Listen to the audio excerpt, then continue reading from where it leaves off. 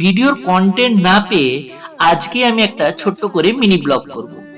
আর এই mini ব্লগেই share করব YouTube আর ইনস্টাগ্রামে ভিডিও করার জন্য আমি কি কি জিনিস ব্যবহার করি।